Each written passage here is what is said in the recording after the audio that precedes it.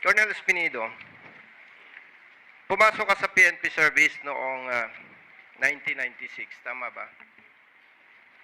Yes po, Your Honors, Mr. Chair. Kailan ka na-assign or nag-engage sa intelligence and operations? Nung ma-assign ako sa Region 8 from Region 7, Marirecall mo ba kung anong year? 2000, Your Honors, Mr. Chair. 2000. 1999, 2000 sa PAOK TF. Galing nito. So, yes. Thank you, Mr. Chair. So, more than 20 years ka na sa intelligence and operations, right? Ganon, yes, Okay. Mr. Chair. Kailan ka na-engage sa anti-illegal drugs? Under ako ng KANO, City Anti-Narcotics Unit, 2001, 2002. So, more than 20 years ka na rin sa anti-illegal drugs, tama? Hindi 20 years kasi sa Regional Intelligence Investigation ako Division, Your Honors. Specifically, pag sa KANO, 3 taon lang sa KANO. Yes, okay. During the previous hearing, tama ba yung nadinig ko, Mr. Chair, na nabanggit ni Colonel Espinido, kung ayaw ng Chief PNP ang illegal drugs, walang illegal drugs. Tama ba? Yes. Thank you. Yes, big yes, Your Honors. Thank you, Mr. Chair. Ano ang nagtulak sa'yo para sabihin ito? That is my personal experience, Your Honors, Mr. Chair. Based naman sa area na assign ko sa bayan ng Gandara, San Miguel, Albuera, at saka sa Usamis. Okay. Mr. Chair,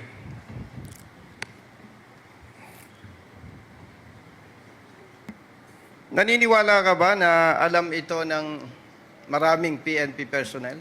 Pero ikaw lamang ang naglakas loob na expose ito? Mayroon nakaalam, mostly, Your Honors, mga classmate ko. At saka sa Region 8, alam nila na yun mga nangyari sa akin, Your Honors. Kung nabanggit mo yan, na kung ayaw ng Chief PNP ang illegal drugs, walang illegal drugs, pwede rin ba nating sabihin na kung ayaw ng Chief PNP ang illegal gamblings, kasama ang illegal pogus, walang illegal na ganito? Yes, Your Honors. Thank you, Mr. Chair. Referring to your affidavit, paragraph 34, page 6, nabanggit po ninyo na from my experience, I can say that the PNP is the biggest crime group in this country. Tama ba, Mr. Chair? Yes, Your Honors, but I made repeatedly explain and expound last Quad Committee hearing, Your Honors. Yes. Ano ang nagtulak sa'yo para sabihin to? Your Honors, I have supposedly reply for the controversial issue last hearing, but that is your question. I'm not yet read my reply, Your Honors, but to tell you, I can say that because of also my experience. Yes, And- thank you, Mr. Chair. Colonel Espinido, Mr. Chair,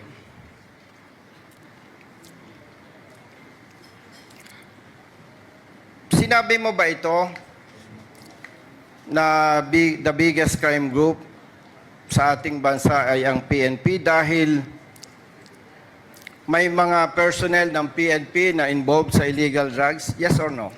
Yes. Mr. Sinabi Chair. mo rin ba ito, Mr. Chair? Dahil may PNP personnel na involved sa illegal gamblings? Yes or no? Yes, Your Honors. Sinabi mo rin ba ito dahil may mga involved na PNP personnel sa kidnappings? Yes, Your Honors.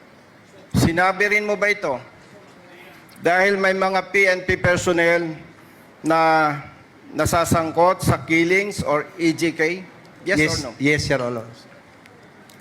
How about robbery holdup? We can attest to that, Your Honors, because when the time my last time here in 28 August 29, there is a news that there is a robbery holdup happened in Bataan with the 7 police officer involved. Yes, I agree with you. How about, na-assign ka sa Mindanao?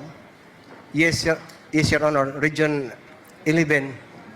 Sa pagkakaalam mo, mayroon bang human trafficking na nangyayari within Mindanao? I cannot really give you the exact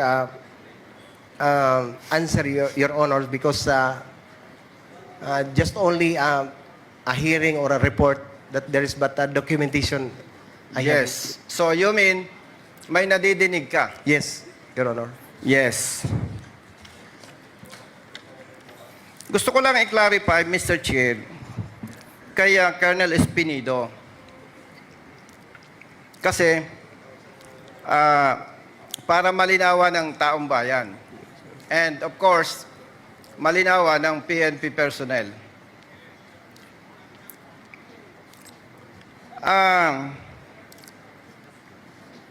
Kung pagbabasihan ko yung ating conversation, this hearing, tama bang sabihin na may mga personnel sa PNP na kriminal? Yes. Yes, Your Honor. Okay. Pero, hindi lahat ng personnel sa PNP ay kriminal. Yes, Your Honor.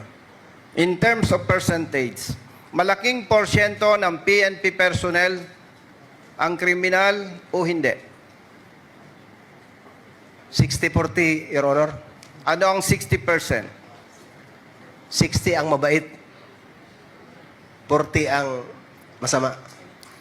I agree with you na may mga involved, pero hindi ako agree sa'yo na 60-40. Sorry. Yes. Meron ka ba, Colonel Espinido, na siyempre, pagkita mo yung problema, especially you, more than 20 years sa PNP, nakikita mo yung problema, di ba? Okay.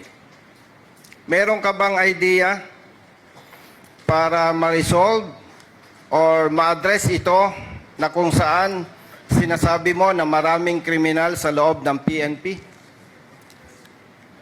We have, Your Honors. Pwede po ba, Mr. Chair, madinig kung ano yung mga idea ni Colonel Espinido na pwedeng gawin ng PNP to address this problem? Mr. Chair? Your Honor, number 1, we must stick to the core values of the PNP.